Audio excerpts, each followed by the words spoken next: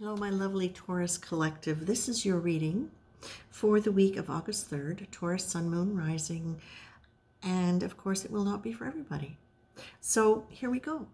Taurus, this is the second time I felt compelled to do the reading for you, and it's the second time that in the last 2 weeks that you're getting a reference to a bird. So in this case, it's the dove, it's the white dove.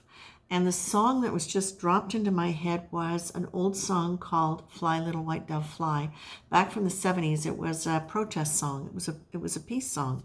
So the thing that stuck in my mind, that was running in my mind for you, was fly little white dove fly, way up high.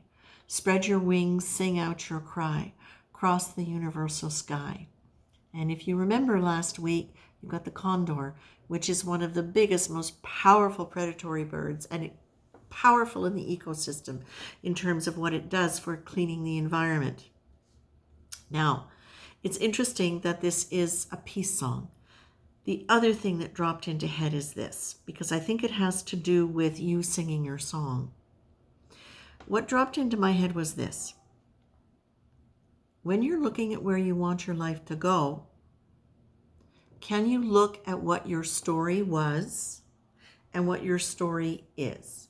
And notice the characteristics that you still hold, or the habits that you still hold that are part of the old story, but not part of the new one. Why is that relevant? That's relevant because those are really valuable signposts for you about areas where your energy is still attached to an old identification. It may not be because you like it. It may just be so familiar to you. Thank you. It may just be so familiar to you, but there's more.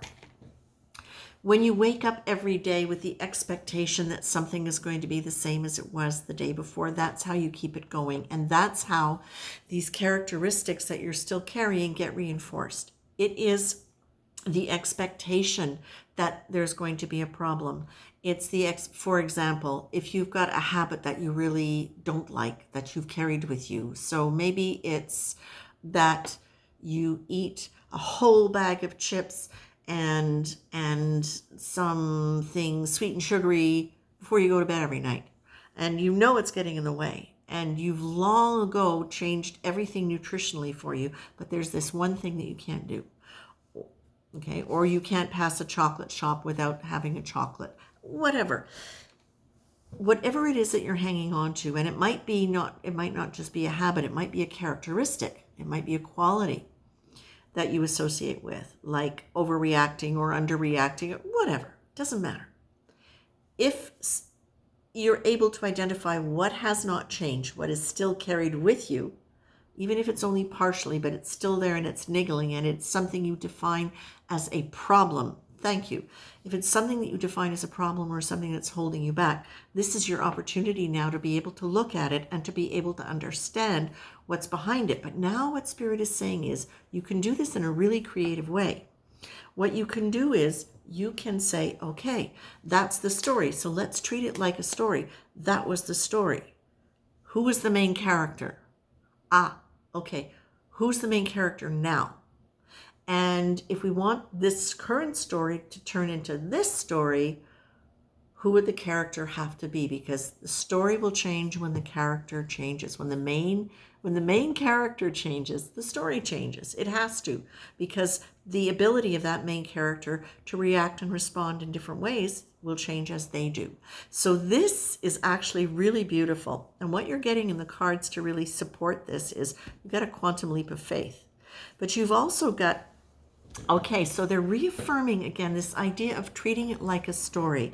Because when you treat it like a story, what you do is you are separating yourself a little bit from it. You're becoming the observer, which if you've listened to my channel enough, you'll know that being in the observer position automatically puts you into a higher frequency.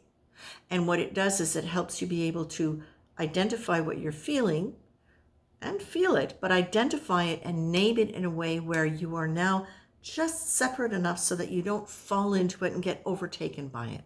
You can now step back and look at it and go, Now, if you treat this as a story, You're treating it as a story about somebody, right? You get to decide how you want to write the story. You can be as out there as you want. You can be there as abundant as you want, as joyous as you want. You can create whatever you want in your story. And it reminds me of, I believe, oh, now they're just showing me the crystal cave.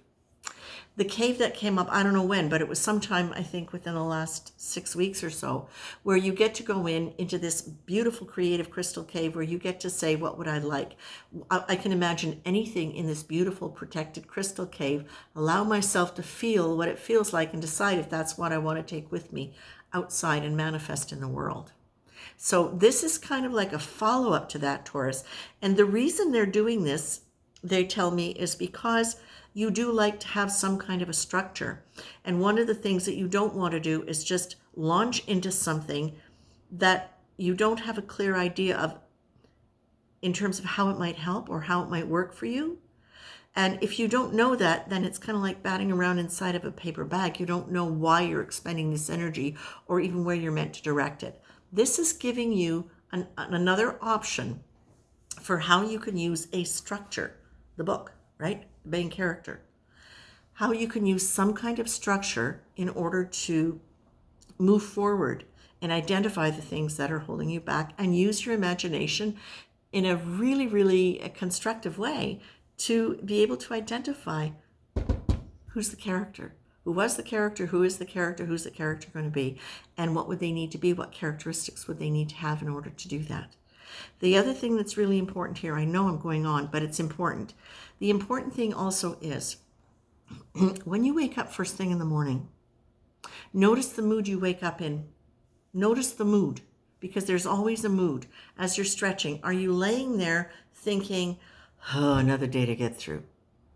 And if you are, is that the current you? Is that the old story you? Is that the old story you going into a new high school again for the fourth time in 4 years? Going, yeah, here we go again. Is there that? Because if you've woken up many days of your life, most days of your life, with a sense of imminent struggle, of that sense of hopelessness, of a sense of doom, or even just boredom, can you look at that and realize that that's just kind of an automatic thing that happens because it's habit? Notice it in the morning, because in the morning is when you can change it far more easily. And that's when you can decide how you're going to spend your day instead. And sometimes it's just understanding that it's a habitual mood that can come over you, and that just waking up can be a trigger for it, depending upon how you've woken up many other times in your life. Now, the cards that you get here are Quantum Leap of Faith and Neutrality. So I feel like, okay, you've got virtue and discipline. Again, to me, this is talking to you about the qualities that you would like to have, and understanding that the discipline to be able to make choices is actually a power. So once you identify what it is you want, you have the power to choose how you're going to do that. The beautiful thing is you've got the quantum leap of faith saying, stay neutral about it. Don't get anxious about it. Don't get demanding. Don't get fearful. Or if you do, go back into quantum leap of faith. And then realize this isn't about you fixing yourself. This is just about creating and expanding. So let yourself not think of it as as fixing something. Let yourself think of this as creating something new for yourself. And notice what you're saying and why you're saying it. First thing in the morning, that's key. What are you feeling? What are you saying about your day? What are you saying about yourself? Why are you saying it? Is it even true? Oh, no, it's not. Well, that was easy, wasn't it? And sometimes it really is that easy. Now, what you're also being told is when you're creating your new story, your new character, every time you make a statement about who that person is or who you want them to be, check in. Does it line up with your high heart? Does it create a sense of expansion and liberation and perhaps delight? If not, why are you saying it? And what would you say instead? Hey, Taurus? I say this to you with great love and great affection, and it's something I myself am going to be working with because I think this is super powerful and I never heard it like that before. I'm going to leave you with that, Taurus. I hope this is good for you. Much love. And thank you so much for coming by. I really so very much appreciate the likes and the comments. It's really nice to see people engaged. So thank you and take care.